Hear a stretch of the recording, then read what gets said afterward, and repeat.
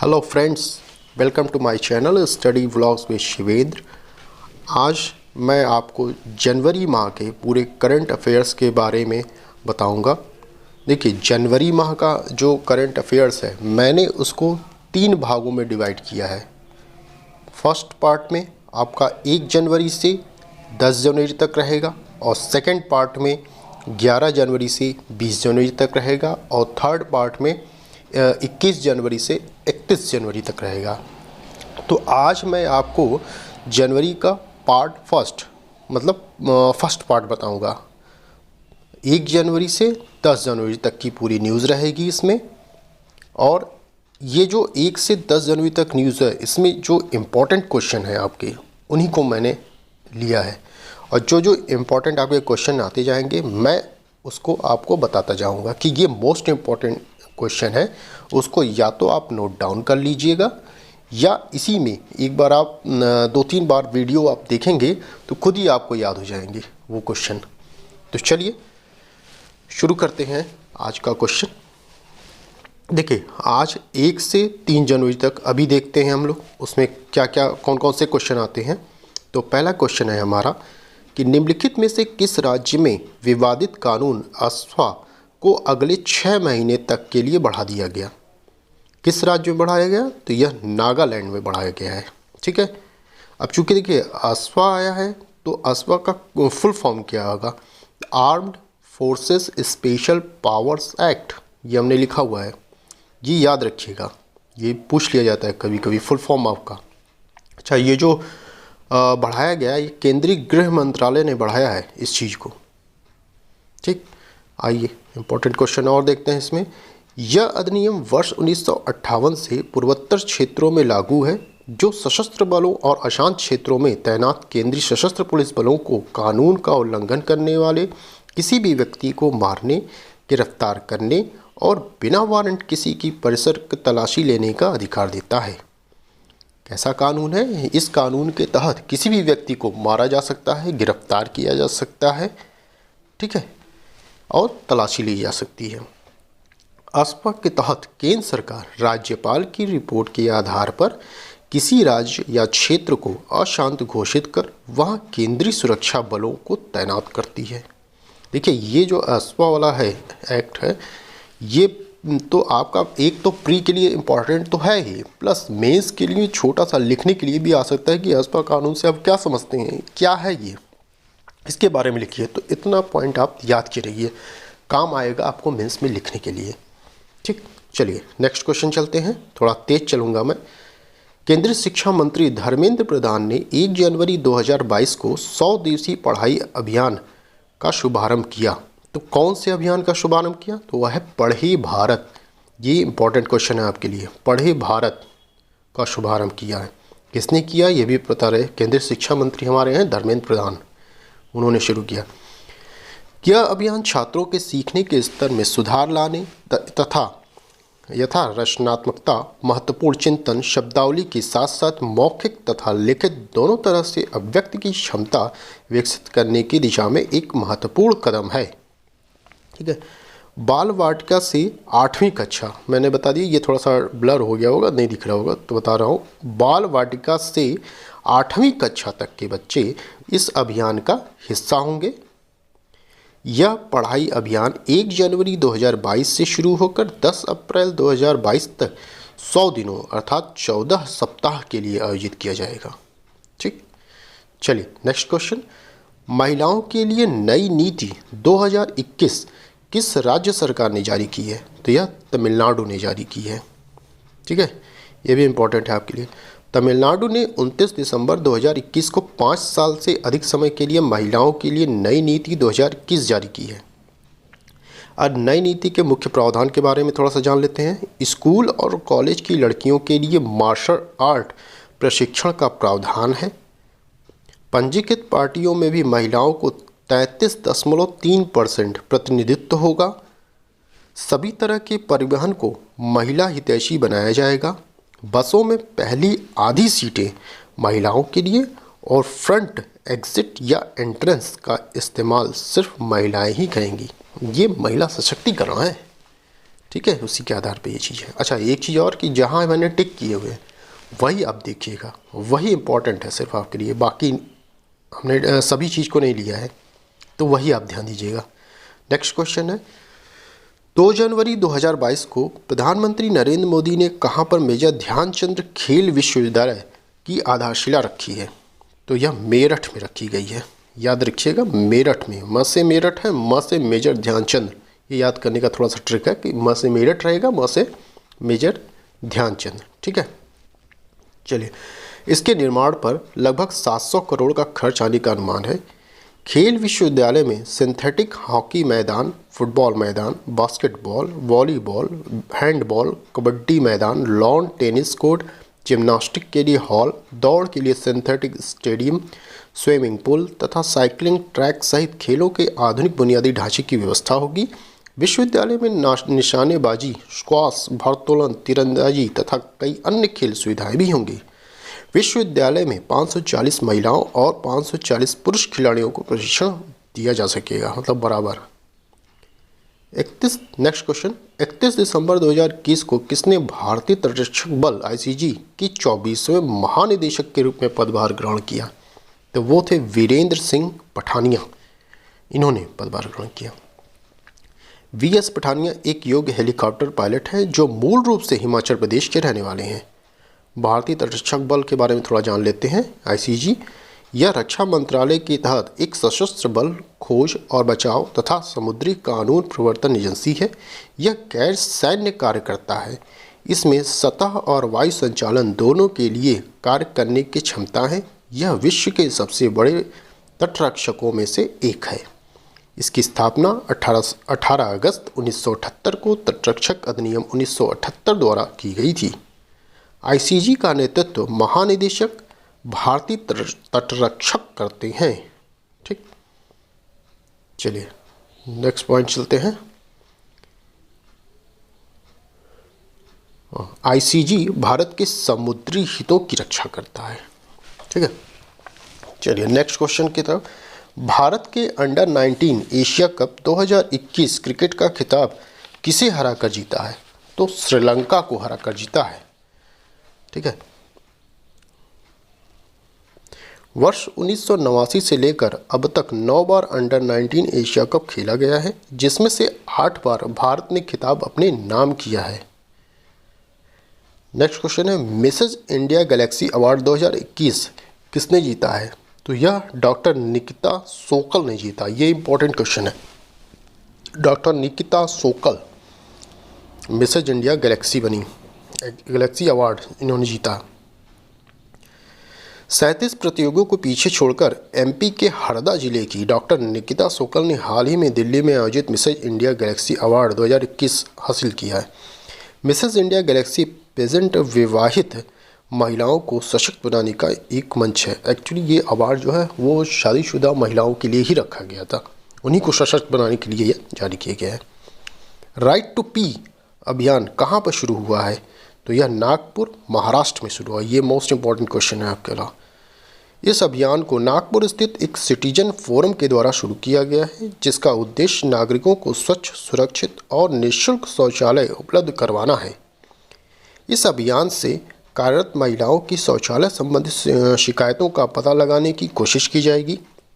बाजार में स्थित दुकानों में काम करने वाली महिलाओं और लड़कियों ने इस अभियान का भरपूर समर्थन किया है। ठीक, नेक्स्ट क्वेश्चन, निम्नलिखित में से किस भारतीय मूल के व्यक्ति को कनाडा देश का सर्वोच्च नागरिक सम्मान ऑर्डर ऑफ कनाडा से सम्मानित किया गया है? तो ये हैं डॉक्टर वेंकुटम अय्यर लक्ष्मण, नवजीत सिंह ढिल्लो, डॉक्टर प्रदीप मर्चेंट। इन सभी को सम्मानित किया गया है। तीनों का नाम याद रखिएगा।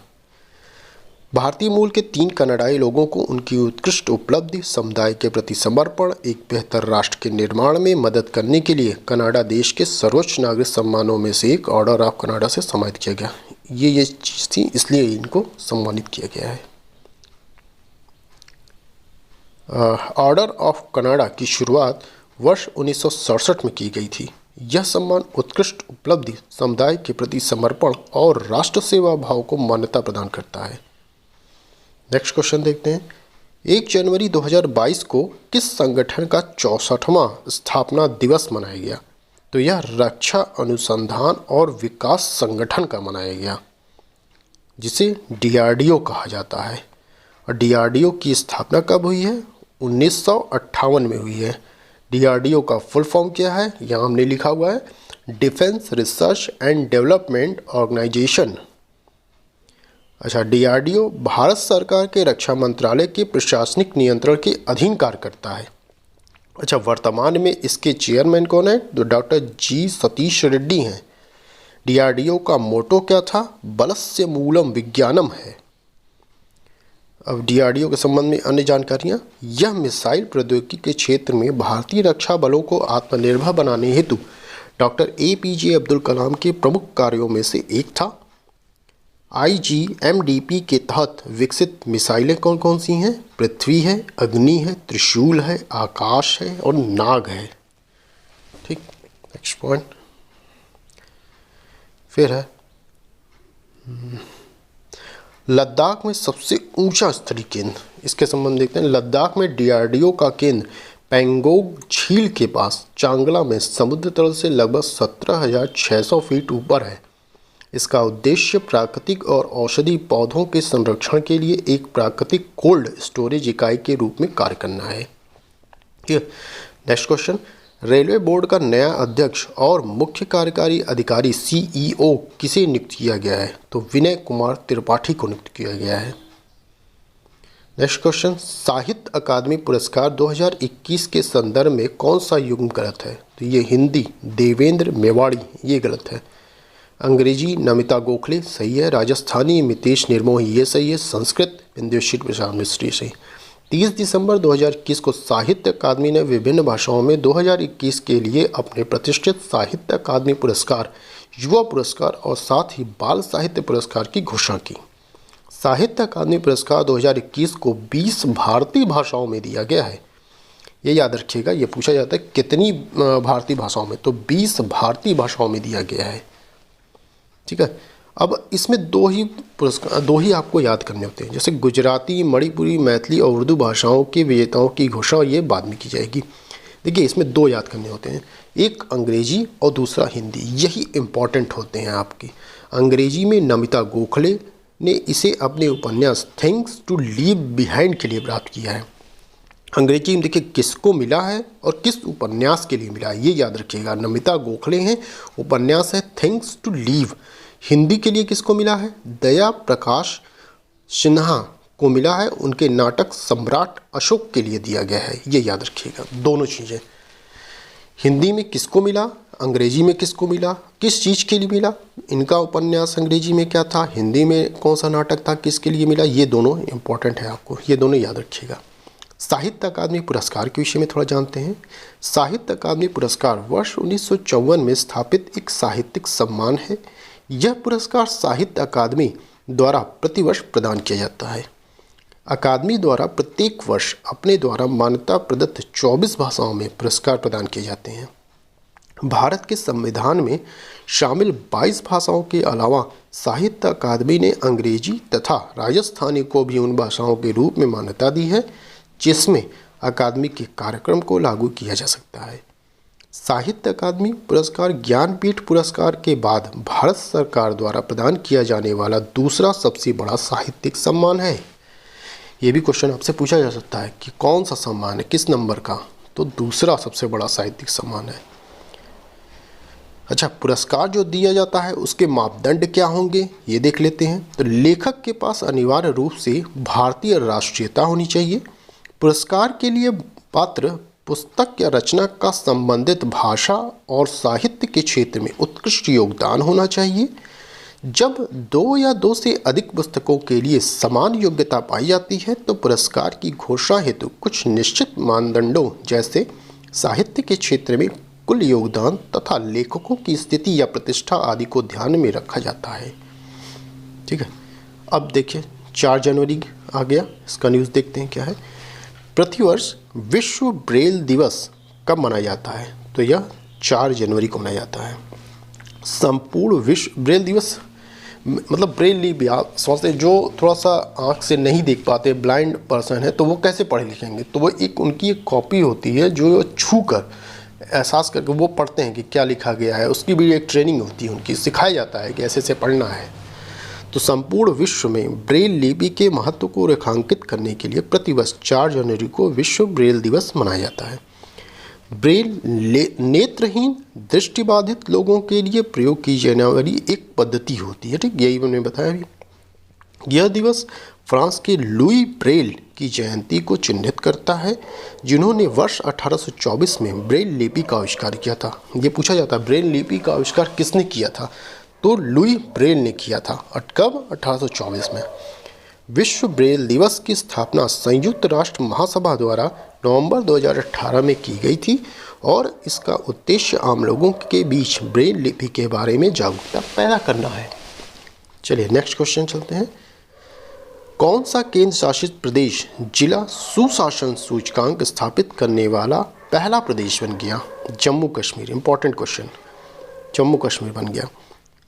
जम्मू कश्मीर इस प्रकार का सूचकांक प्राप्त करने वाला पहला केंद्र शासित प्रदेश बन गया है। इस सूचकांक से निश्चित समय के भीतर कार्यालयों में फाइलों तथा अन्य मामलों का निपटारा होगा और पारदर्शिता, जवाबदेही तथा जनभागिता बढ़ेगी। चलिए नेक्स्ट क्वेश्चन की तरफ चलते हैं। 1 जनवरी 2022 को कौन सा हाई कोर्ट भारत का पहला पेपरलेस कोर्ट बना है? Most important question. केरल उच्च न्यायालय बना है। 1 जनवरी 2022 को केरल उच्च न्यायालय भारत का पहला कागज रहित कोर्ट बन गया है, जिसका उद्घाटन सुप्रीम कोर्ट के जस्टिस DY चंद्रचूड़ ने किया। पहला क्वेश्चन आपका कौन सा न्यायालय बना है ये होगा, और किसने उद्घाटन किया ये होगा, ठीक है। तो DY चंद्रचूड़ ने इसका उद्घाटन किया है। केरल उच्च न्यायालय की पहल हमारे सभी नागरिकों के दरवाजे पर ई-सेवाएं देने की आवश्यकता पर जोर देती हैं, ठीक। Next question.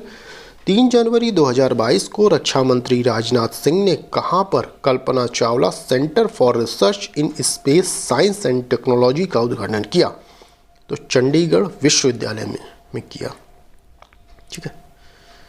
यह केंद्र अंतरिक्ष विज्ञान, कृत्रिम उपग्रह के विकास में छात्रों के प्रशिक्षण देने और अंतरिक्ष अनुसंधान में भविष्य की चुनौतियों का सामना करने के उद्देश्य से स्थापित किया गया है, ठीक। चलिए next question.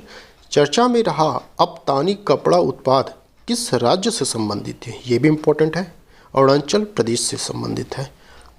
Firm G0 producer company limited द्वारा अरुणाचल प्रदेश के अपतानी कपड़ा उत्पाद के लिए भौगोलिक संकेत GI टैग की मांग हेतु आवेदन किया गया है।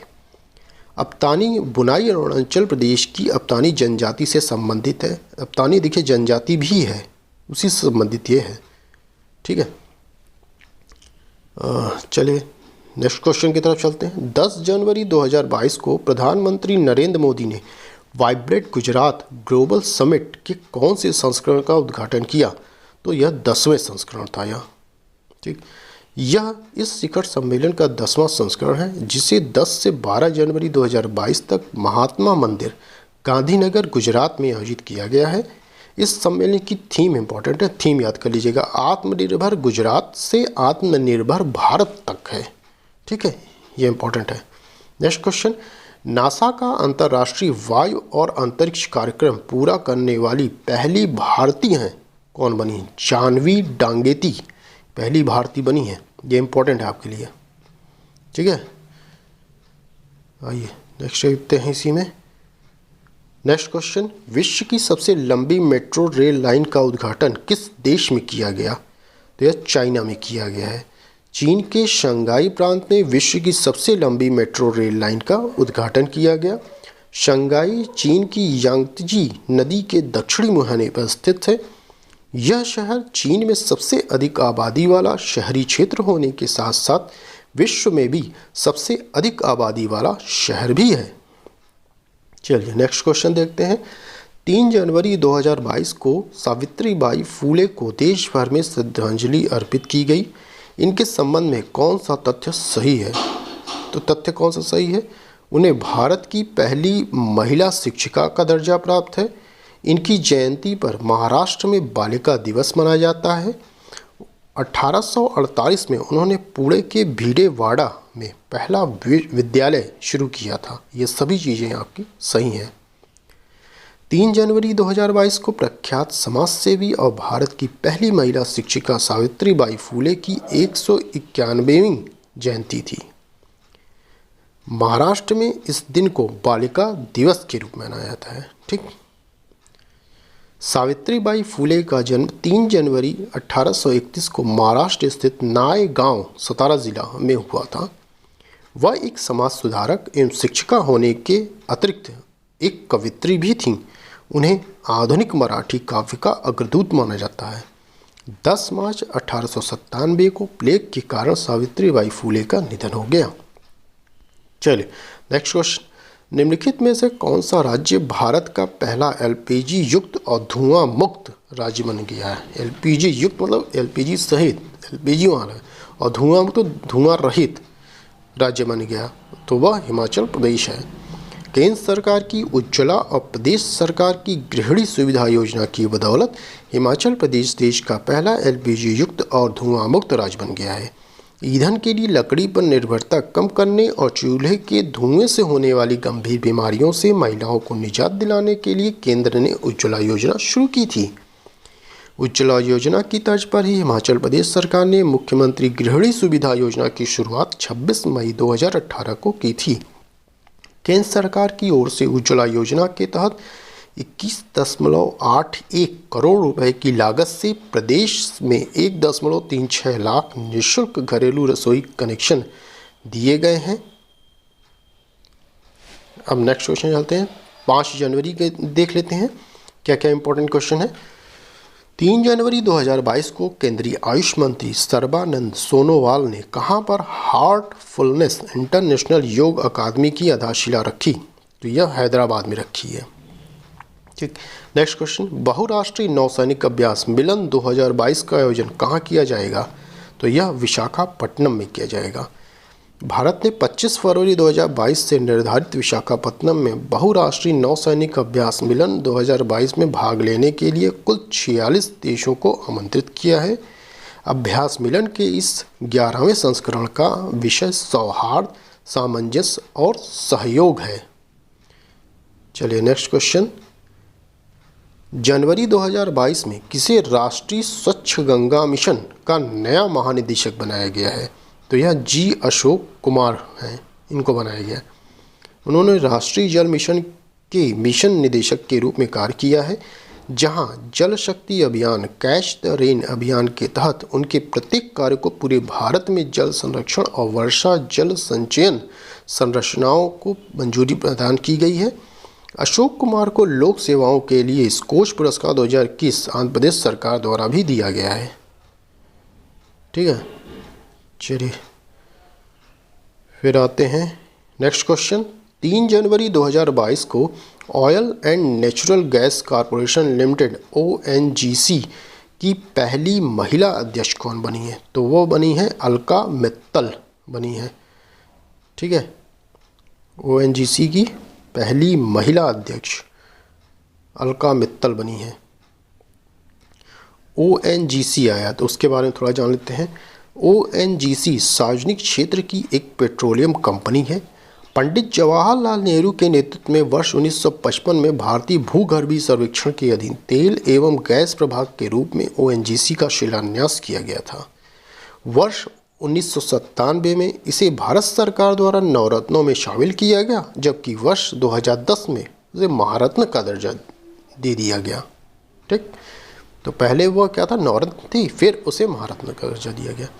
नेक्स्ट क्वेश्चन, स्वच्छ भारत मिशन चरण 2 के तहत 31 दिसंबर 2021 तक सबसे अधिक ODF+ खुले में शौच मुक्त गाँव की सूची में कौन सा राज्य देश में पहले स्थान पर है? तो वह तेलंगाना है। ये इंपॉर्टेंट क्वेश्चन है आपका, तो वो तेलंगाना है। चलिए नेक्स्ट देखते हैं, कौन सी कंपनी 3 जनवरी 2022 को $3 ट्रिलियन मार्केट वैल्यू वाली विश्व की पहली कंपनी बन गई है? तो वह एप्पल बन गई है। नेक्स्ट क्वेश्चन, 75 करोड़ सूर्य नमस्कार की पहल के संदर्भ में सही है? क्या है? 3 जनवरी 2022 को 75 करोड़ सूर्य नमस्कार की पहल का उद्घाटन किया गया है। सही। यह योजना 1 जनवरी से 20 फरवरी 2022 तक चलेगी। यह भी सही। यह कार्यक्रम 5 अंतर्राष्ट्रीय संगठनों द्वारा आयोजित किया जा रहा है। सभी सही हैं। ठीक है। 3 जनवरी 2022 को केंद्रीय आयुष मंत्री सर्बानंद सोनोवाल ने हैदराबाद में आज़ादी का अमृत महोत्सव के हिस्से के रूप में 75 करोड़ सूर्य नमस्कार की पहल का उद्घाटन किया है। 75 करोड़ सूर्य नमस्कार योजना भारत की आज़ादी के 75 साल पूरे होने पर एक श्रद्धांजलि भी है। 75 करोड़ सूर्य नमस्कार चुनौती का उद्देश्य इसे सबसे बड़ा सामूहिक सूर्य नमस्कार कार्यक्रम बनाना भी है, जिसमें प्रत्येक प्रतिभागी को एक प्रमाण पत्र भी प्रदान किया जाएगा। ठीक। Next question. भारतीय चिकित्सा अनुसंधान परिषद ने ओमिक्रॉन वेरिएंट का पता लगाने वाली पहली स्वदेशी टेस्ट किट को मंजूरी दी है। यह कौन सी है? ओमिश्योर है। ये इंपॉर्टेंट है आपके लिए, मोस्ट इंपॉर्टेंट क्वेश्चन है। तो ये कौन सी है टेस्ट किट? ओमिश्योर। इस किट का निर्माण किसने किया? टाटा मेडिकल एंड डायग्नोस्टिक्स द्वारा किया गया है। ये इंपॉर्टेंट है, किसने निर्माण किया है ये जानते रहिएगा आप। ठीक। चलिए नेक्स्ट, अब 6 जनवरी का देखते हैं करंट अफेयर। 4 जनवरी 2022 को प्रधानमंत्री नरेंद्र मोदी ने महाराजा वीर विक्रम हवाई अड्डे के नए एकीकृत टर्मिनल भवन का उद्घाटन किस राज्य में किया? तो यह त्रिपुरा में किया है इन्होंने। ठीक, त्रिपुरा में किया।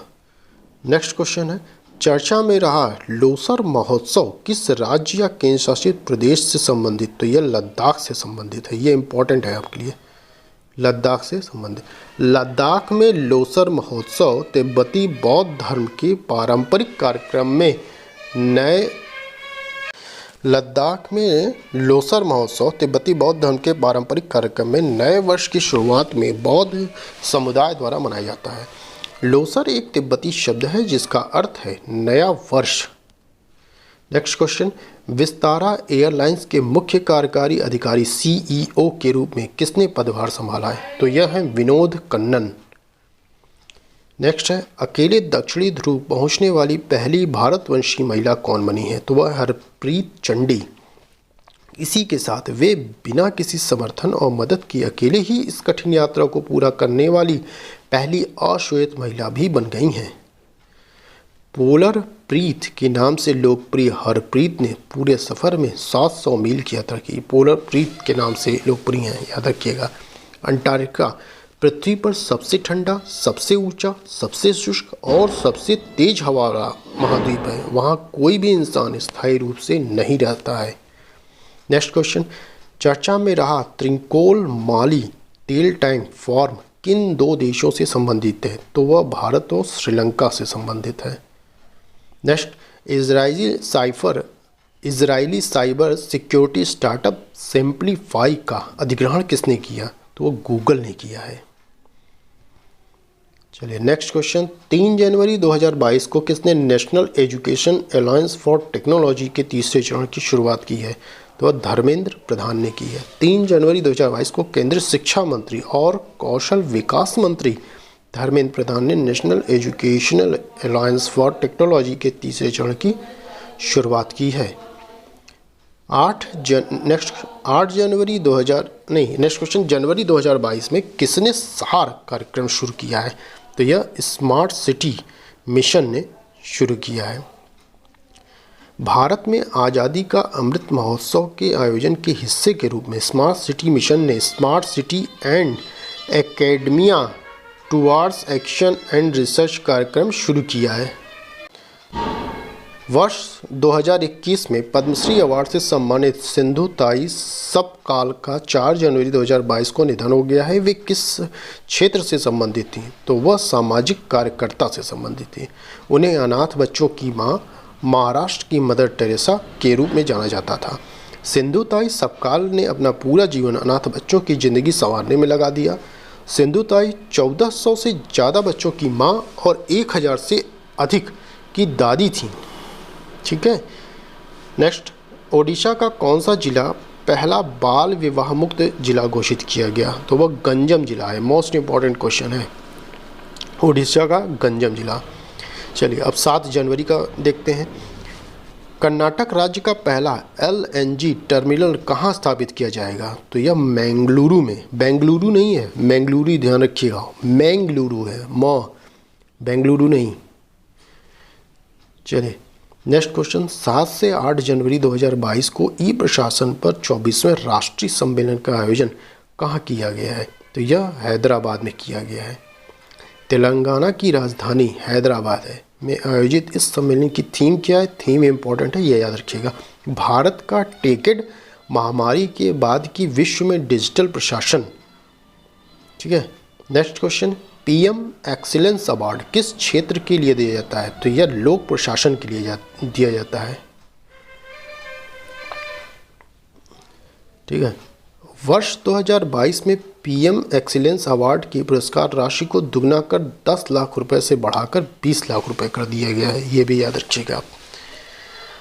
Next question. 5 जनवरी 2022 को केंद्रीय मंत्री डॉक्टर जितेंद्र सिंह ने राष्ट्रीय विज्ञान दिवस 2022 की थीम को लॉन्च किया है। यह दिवस कब मनाया जाता है? तो यह 28 फरवरी को मनाया जाता है। 5 जनवरी 2022 को केंद्रीय राज्य मंत्री विज्ञान एवं प्रौद्योगिकी डॉक्टर जितेंद्र सिंह ने राष्ट्रीय विज्ञान दिवस की थीम दीर्घकालिक भविष्य के लिए विज्ञान और प्रौद्योगिकी में एकीकृत दृष्टिकोण को लॉन्च किया है। रमन प्रभाव की खोज के उपलक्ष्य में प्रत्येक वर्ष 28 फरवरी को राष्ट्रीय विज्ञान दिवस मनाया जाता है। भारत सरकार ने वर्ष 1986 में 28 फरवरी को राष्ट्रीय विज्ञान दिवस के रूप में नामित किया। इस दिन सर CV रमन ने रमन प्रभाव की खोज की घोषणा की थी, जिसके लिए उन्हें 1930 में नोबेल पुरस्कार से सम्मानित किया गया था। Next question. निम्नलिखित में से किस भारतीय मूल को US इंडिया बिजनेस काउंसिल का अध्यक्ष नियुक्त किया गया है? तो यह अतुल केशव को नियुक्त किया गया है। नेक्स्ट। 1 जनवरी 2022 से किस देश ने यूरोपीय संघ की अध्यक्षता ग्रहण की है? तो यह फ्रांस ने ग्रहण की है। यूरोपीय संघ के राष्ट्रपति के रूप में फ्रांस का आदर्श वाक्य क्या था? रिकवरी, स्ट्रेंथ, बिलोंगिंग है। यूरोपीय संघ क्या है? यूरोपीय संघ कुल 27 देशों की एक आर्थिक और राजनीतिक सहभागिता है। यूरोपीय संघ के कुल 19 देश यूरो को अपनी आधिकारिक मुद्रा के रूप में प्रयोग करते हैं, जबकि शेष देशों की अपनी अलग मुद्रा है। यूनाइटेड किंगडम 31 जनवरी 2020 को यूरोपीय संघ से, जिसे EU कहते हैं, से अलग होने वाला अंतिम देश था, जिसके बाद सदस्य देशों की संख्या 27 रह गई। चलिए नेक्स्ट। बिहार विभूति सम्मान से किसे सम्मानित किया गया है? तो यह रोहित कुमार को सम्मानित किया गया है। नेक्स्ट। 5 जनवरी 2022 को अंतर्राष्ट्रीय सौर गठबंधन में शामिल होने वाला 102वां देश कौन सा है? तो वह एंटीगुआ और बारबुडा, मोस्ट इंपॉर्टेंट क्वेश्चन है, एंटीगुआ और बारबुडा है। अंतर्राष्ट्रीय सौर गठबंधन वन सन, वन वर्ल्ड, वन ग्रिड को लागू करने हेतु नोडल एजेंसी है। इसका मुख्यालय भारत में स्थित है तथा अंतरिम सचिवालय गुरुग्राम में स्थापित किया जा रहा है। Next question. भारत का पहला स्वदेशी सर्वर का क्या नाम है, जिसे हाल ही में लॉन्च किया गया है? तो वह रुद्र है। नेक्स्ट। 25वें राष्ट्रीय युवा महोत्सव 2022 का आयोजन कहाँ किया गया है? तो यह पुडुचेरी में किया गया। 12 जनवरी 2022 को प्रधानमंत्री नरेंद्र मोदी द्वारा 25वें राष्ट्रीय युवा महोत्सव का उद्घाटन पुडुचेरी में किया गया है। स्वामी विवेकानंद की जयंती 12 जनवरी से शुरू हुआ। यह महोत्सव भारत की स्वतंत्रता के 75वें वर्ष का भी प्रतीक है। राष्ट्रीय युवा महोत्सव 2022 का लोगो और शुभंकर सक्षम युवा, सशक्त युवा रखा गया है। ये इंपॉर्टेंट है आपके लिए। स्वामी विवेकानंद की जयंती के संबंध में देखते हैं। 12 जनवरी को स्वामी विवेकानंद की जयंती है। इस दिन को हमेशा राष्ट्रीय युवा दिवस के रूप में मनाया जाता है। इस दिन से शुरू होने वाला सप्ताह 12 जनवरी से 16 जनवरी तक को राष्ट्रीय युवा सप्ताह के रूप में मनाया जाता है। चलिए अब 8 जनवरी का देखते हैं क्वेश्चन। चर्चा में रहा ब्रांड इंडिया अभियान किस मंत्रालय से संबंधित है? तो यह वाणिज्य एवं उद्योग मंत्रालय से संबंधित है। इंडिया ब्रॉन्ड इक्विटी फाउंडेशन वाणिज्य विभाग द्वारा स्थापित एक ट्रस्ट है जिसका प्राथमिक उद्देश्य विदेशों बाजारों में मेड इन इंडिया लेबल के बारे में जागरूकता को बढ़ावा देना और भारतीय उत्पादों एवं सेवाओं के ज्ञान के प्रसार को सुविधाजनक बनाना है। नेक्स्ट क्वेश्चन, 5 जनवरी 2022 को केंद्र सरकार ने भारत में चीते की पुनः वापसी हेतु कार्य योजना शुरू की है। इसके तहत अगले 5 वर्षों में कितने चीतों को लाया जाएगा? तब 50 चीतों को लाया जाएगा।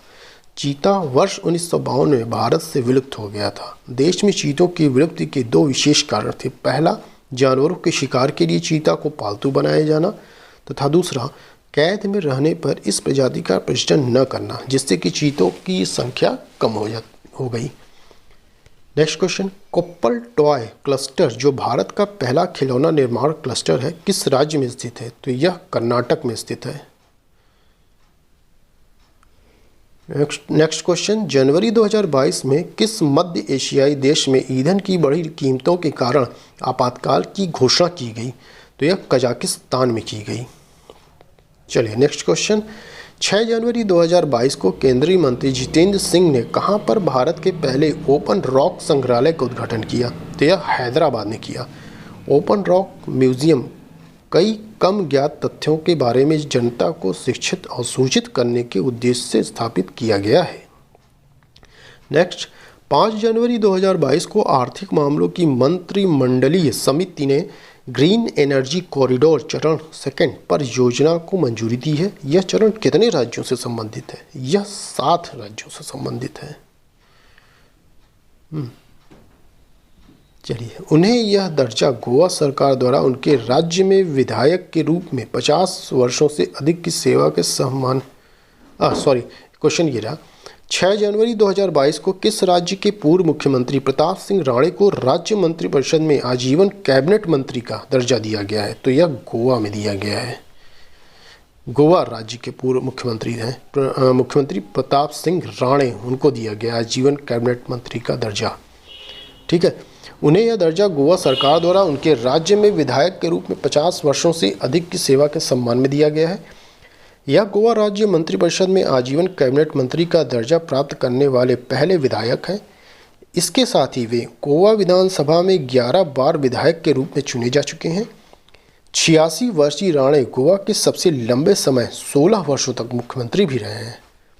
नेक्स्ट, जनवरी 2022 में सी ड्रैगन 2022 बहुराष्ट्रीय अभ्यास कहाँ शुरू हुआ है? तो यह प्रशांत महासागर में शुरू हुआ। Bharat, Australia, Canada, Japan, US और दक्षिण कोरिया की नौसेनाओं के साथ पश्चिम प्रशांत महासागर में गुआम के एंडरसन वायुसेना बेस में सी ड्रैगन 2022 अभ्यास शुरू हुआ। नेक्स्ट, जनवरी 2022 में कौन शंघाई सहयोग संगठन SCO के नए महासचिव बने? Most important question, Jhang Ming बने हैं ये। चीन के वरिष्ठ राजनयिक झांग मिंग ने शंघाई सहयोग संगठन के नए महासचिव का प्रभार 3 वर्षों के लिए संभाला है। ठीक है, चले शंघाई सहयोग संगठन के बारे में जानते हैं। इसकी स्थापना वर्ष 2001 में शंघाई के शिखर सम्मेलन में की गई थी।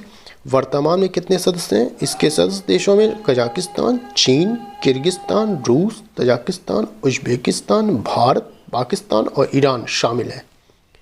नेक्स्ट, ब्लू बुक जो हाल ही में खबरों में थी किस सशस्त्र बल या समूह का मैनुअल है? यह स्पेशल प्रोटेक्शन ग्रुप का मैनुअल है। ठीक है, ये इंपॉर्टेंट है, याद रखिएगा। 5 जनवरी 2022 को प्रधानमंत्री नरेंद्र मोदी का काफिला पंजाब के हुसैनीवाला में राष्ट्रीय शहीद स्मारक से लगभग 30 किलोमीटर दूर एक फ्लाईओवर पर 15 से 20 मिनट के लिए कुछ प्रदर्शनकारियों के कारण ठहर गया, जो कि PM की सुरक्षा में एक बड़ी चूक बताई गई। प्रदर्शनकारियों को लेकर खुफिया इनपुट मिलने के बावजूद पंजाब पुलिस ने ब्लू बुक नियमों का पालन नहीं किया। अब ब्लू बुक है क्या, इसको देखते हैं। ब्लू बुक एक तरह से गाइडलाइन का समूह है जिसमें किसी VVIP ध्यान रखिएगा की सुरक्षा को लेकर फॉलो किए जाने वाले नियमों की जानकारी लिखी होती है। अभी प्रधानमंत्री की सुरक्षा की जिम्मेदारी SPG के पास है और SPG की ब्लू बुक के हिसाब से ही PM सिक्योरिटी का ख्याल रखा जाता है। इस ब्लू बुक में PM सिक्योरिटी में फॉलो की जाने वाली गाइडलाइन की पूरी जानकारी लिखी होती है और उसके हिसाब से ही प्रोटोकॉल तय होता है। ब्लू बुक के अनुसार सिर्फ एसपीजी को ही नहीं बल्कि स्टेट पुलिस को भी इसके हिसाब से व्यवस्था करनी होती है और गाइडलाइन के हिसाब से पीएम का कार्यक्रम तय किया जाता है। इसी वजह से पंजाब पुलिस पर भी इसकी अनदेखी करने के आरोप लग रहे हैं। दूसरा बुक होता है येलो बुक। ये क्या होता है? ब्लू बुक के अतिरिक्त एक येलो बुक भी होती है। इसमें वीआईपी लोगों की सुरक्षा को लेकर जानकारी दी है। ब्लू बुक में वीआईपी की लोगों की होती है सुरक्षा, इसमें वीआईपी की येलो बुक में सांसदों और मंत्रियों को किस तरह से सुरक्षा दी जाएगी और उनकी सिक्योरिटी में क्या इंतजाम किए जाएंगे, इसकी जानकारी येलो बुक में होती है। अब है विशेष सुरक्षा दल। ये क्या होता है? एसपीजी जो कहते हैं। विशेष सुरक्षा दल देश की एक सशस्त्र बल है। यह भारत सरकार के कैबिनेट सचिवालय के अधीन आता है। यह बल देश के प्रधानमंत्री और पूर्व प्रधानमंत्रियों सहित उनके परिवारों के करीबी सदस्यों को सुरक्षा प्रदान करता है। ठीक, अब कुछ ऐतिहासिक पृष्ठभूमि देख लेते हैं। वर्ष 1981 से पहले प्रधानमंत्री की सुरक्षा की जिम्मेदारी दिल्ली पुलिस के विशेष सुरक्षा बल की थी, लेकिन वर्ष 1981 में इंटेलिजेंस ब्यूरो द्वारा प्रधानमंत्री की सुरक्षा की जिम्मेदारी एक स्पेशल टास्क फोर्स को दी गई। वर्ष 1984 में प्रधानमंत्री इंदिरा गांधी की हत्या के बाद तय किया गया कि इस विशेष समूह को प्रधानमंत्री की सुरक्षा की जिम्मेदारी लेनी चाहिए। इसके लिए गृह मंत्रालय के अधीन बीरबल नाथ समिति का गठन किया गया। इस समिति ने वर्ष 1985 में स्पेशल प्रोटेक्शन यूनिट के गठन की सिफारिश की गई थी। वर्ष 1988 में संसद के विशेष सुरक्षा दल अधिनियम 1988 पारित किया गया तथा एसपीयू का नाम बदलकर एसपीजी रखा गया था, जो इस समय चल रहा है। आइए नेक्स्ट आपका 9 से 10 जनवरी लास्ट आपका डे का देखते हैं। प्रतिवर्ष प्रवासी भारतीय दिवस कब मनाया जाता है? मोस्ट इम्पॉर्टेंट क्वेश्चन का 9 जनवरी को मनाया जाता है। प्रवासी भारतीय दिवस 9 जनवरी 2022 को 17वां प्रवासी भारतीय दिवस मनाया। कौन सा? 17वां। प्रवासी भारतीय दिवस क्या है? 9 जनवरी के दिन राष्ट्रपिता महात्मा गांधी के दक्षिण अफ्रीका से स्वदेश आने के उपलक्ष्य में प्रतिवर्ष प्रवासी भारतीय दिवस मनाया जाता है। इस दिवस को मनाने की शुरुआत वर्ष 2003 में हुई थी। प्रवासी भारतीय दिवस मनाने की संकल्पना स्वर्गीय लक्ष्मीमल सिंघवी द्वारा की गई थी। प्रवासी भारतीय सम्मान प्रवासी भारतीयों को दिया जाने वाला सर्वोच्च सम्मान है। 7 जनवरी 2022 को राष्ट्रीय जल पुरस्कार 2020 में जल संरक्षण के प्रयासों के लिए किस राज्य को प्रथम पुरस्कार दिया गया? तो वह उत्तर प्रदेश है। ठीक है।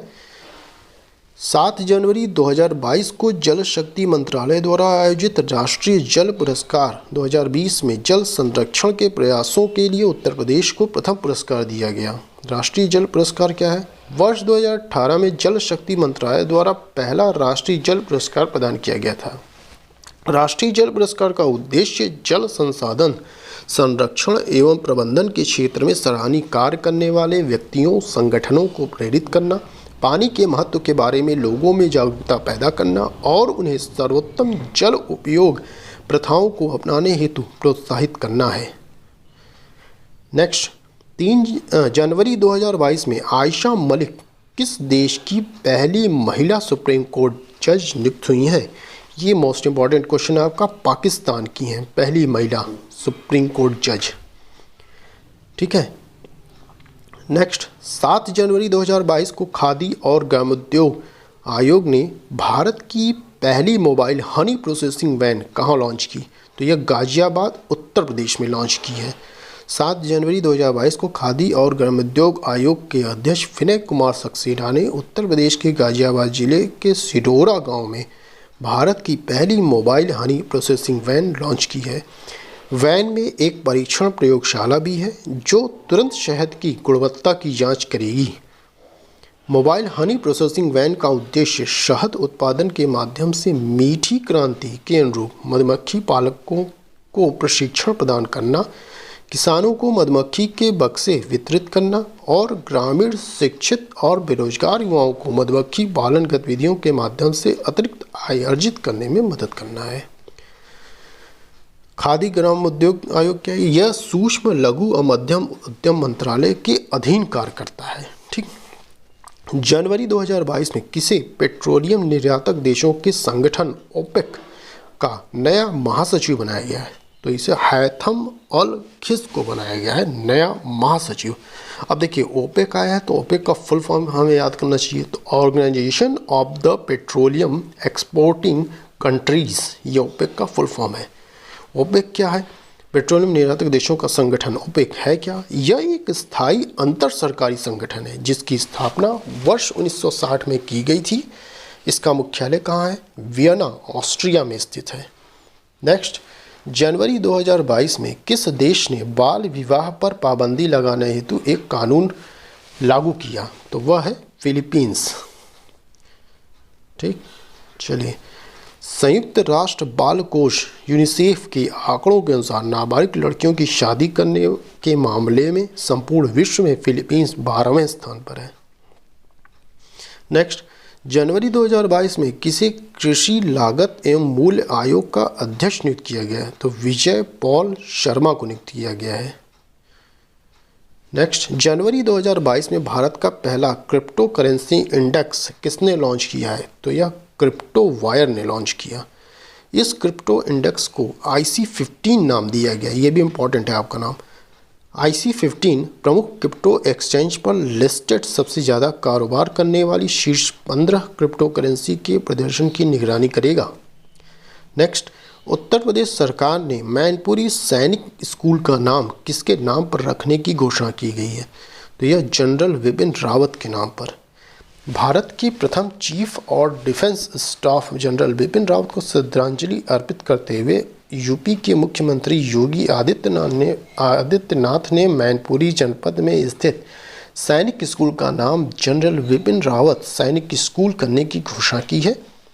प्रधान रक्षा अध्यक्ष जनरल विपिन रावत, उनकी पत्नी मधुलिका रावत और सेना के 12 अन्य अधिकारी 8 दिसंबर 2021 को तमिलनाडु के कुन्नूर के पास हुई हेलीकॉप्टर दुर्घटना में शहीद हो गए थे।